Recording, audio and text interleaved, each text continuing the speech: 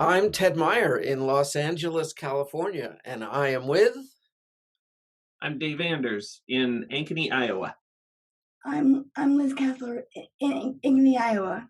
You guys have been working sort of as a team here to help Liz. Why don't you guys talk a little bit about what happened to Liz and how she landed up working with you? I was a passenger in a car accident on my home from school my junior year. And you're now 31, Yeah. so this has been 15 years ago. Yeah. I was 17 when it happened, and I was in the hospital for a while, and then I came to On With Life, and they helped me a lot. So Liz, you had a severe, what would be characterized as a severe traumatic brain injury. It affected her physically, it affected her cognitively, it affected you Speech. Yeah, communicatively, emotionally. Every aspect of my life is different now. I mean, that's a big change. You said you were in high school, 17? Yeah. Normally at that age you're out going to parties, you're doing things, and then you're sort of stuck in bed and you're having to relearn to walk and talk. It was very tough. It was probably the toughest thing I hope to go through in this life. Yep. So Liz was in inpatient rehab. That's how she and I initially became acquainted. I was her speech language pathologist, and Liz was, initially she was unable to walk. She required a wheelchair for ambulation. We did have your friends come to rehab, and we did some parties. Did your friends stick with you, your high school friends? They left, ultimately. So Dave, let's talk about how you started this company. I mean, you're doing amazing things with a lot of people. I didn't start On With Life. On With Life started in the mid 80s. There were a group of families that all had kids with brain injury, all had relatives with brain injury. And at that time, you went to the hospital. And then when you left the hospital, you went home. There really wasn't anything in between. And so these families, the sort of the phrase they used was it felt like they were sort of jumping off a cliff when they left the hospital. They were surrounded by all of this support. And then all of a sudden they were home and didn't feel like they had much of any support. And so they created On With Life as a place for individuals with brain injury that was sort of a step in between the hospital and home. I was introduced to On With Life. I worked as a speech language pathologist out in the community, and I noticed that anytime I would get someone who had come from On With Life, they had this really good understanding of what good brain injury rehab was supposed to be. And so I wanted to be a part of that. And when I came in and interviewed, the individual who interviewed me sort of underscored this idea that rehab, that On With Life is about partnering with. It's not, so often in healthcare, I think we sort of stand above our person served and drop the interventions down. We do things to people. And this was very much a place that was built on this idea of partnering with and being a part of, meeting person served and families where they are and being a part of that. So it was this sort of combination of high clinical acumen and then this personalized, individualized, collaborative approach to rehabilitation that spoke to me and has kept me here. I've been here for 20 years now. Now, you want to talk a little bit about what you do here at On With Life? I transfer person served back and forth to therapy, and I do a little bit of peer mentoring with them.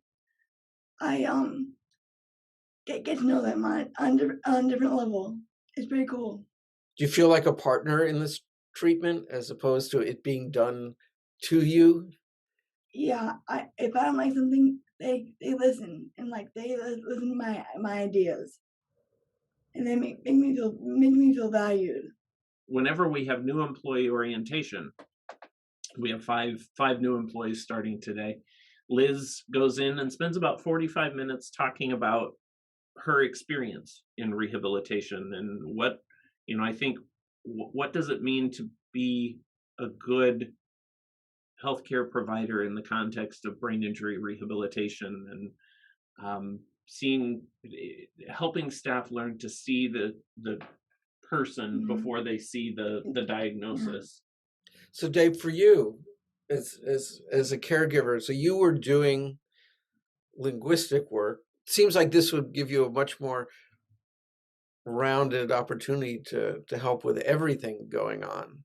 Lots of, when you think of speech therapy, you think communication, but there's so much more than that. Um, when you think about consequences of brain injury, you have cognitive consequences, which include, for example, Liz had difficulty with aphasia, so she knew what she wanted to say, but she couldn't find the words. So there was this helping of Liz to find her words Yeah. and tell her story. And there was also other cognitive challenges, such as her ability to process. Liz, it takes you a little bit longer to get information in, to make sense of it, and then to get a response out. It's much faster now Yeah. than it was. In school, I had in college, I had to use a system that read to me, read it back to me because I couldn't get it just reading off the textbook. Yeah, this is about more than communication. This is about how do we help build a life? How do we help sort of scaffold up and restructure someone's life after it's changed so dramatically? As Liz said, she finished high school. She was injured when she was 17. You finished high school. You went to college. You got an associate's degree. I got my license back. My license back. You got your driver's Mhm. license back, so you drive back and forth.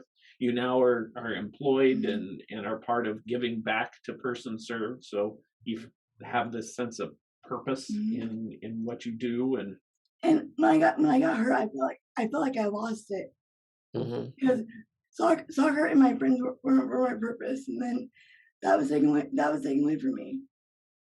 Everybody always, everybody talks about what they do if they were super rich and they would just sort of hang out. But then when you're forced to just sort of hang out, you don't have a purpose in your life, and it's kind of boring and lonely, and it makes you question everything. Yeah, I definitely did. So your website says, set a goal that makes you want to get up out of the bed every morning. So is that something that you're still doing at this point in your treatment, years on? Do you still wake up every morning thinking, I'm just going to push myself a little bit more? I wake up every day thanking God, but then I also try to think of how can I impact someone's life today. What can I do to be a better person? Or like I just recently got back to the gym. That was big for me.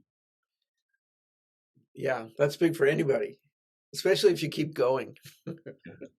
Liz was a star soccer player before her injury, and it was very much about staying physically in shape and sweating, and that was sort of that endorphins were very important to her, And still are. and they still are. So and again, as a speech therapist, you wouldn't normally think of that as being part of what you do in speech therapy, but Liz and I ran a 5K together. 5K together, and we helped We're figure out. gonna do another one. Yep. So Dave, what do you get out of all this? It's not just a job for you, obviously. What do you No, get out of helping people set new goals, make new goals, get on with life? when I think about life, I think and you're goal oriented. You have goals Yeah. that you reach, but I think more in terms of dreams, right? Whether you've had a brain injury or whether you haven't had a brain injury, you have what some would call living dreams, which is, where do I want to live? Where do I want to be physically? You have loving dreams, which is, who do I want to be surrounded by? And then you have doing dreams, and that's, how do I find purpose in life? And the work that I have been fortunate enough to do has helped me fulfill all of those. I landed in brain injury rehab, and what I've found is that doing this and doing this well aligns well with sort of why I think I was put here in the first place, right? The that reason for me to be here is to help make things better for people, and that's sort of my doing dreams is making a difference for people and building relationships and watching people sort of rebuild their lives and finding, ultimately, you know while my guess is you wouldn't, if you could go back in time, maybe you wouldn't have had the accident, you would make that accident not happen, but my hope is that your quality of life is as good, if not better, than what it would have been, and that maybe I was a small part of Yeah, that. you were a big part of that. And um, if I could go back and and not have the accident, yeah, my life would have been easier, but I wouldn't have been as blessed as I am now. So you're sort of on both sides because you got treatment, but now you're also like Dave, you have a new purpose in life that you would have never imagined when you were 17. No, you're right. I wouldn't have ever thought I would be here Was there one specific goal or one key thing where you went, I'm going to be able to make it through all this? when I started running again. Well, thank you guys both for talking to me.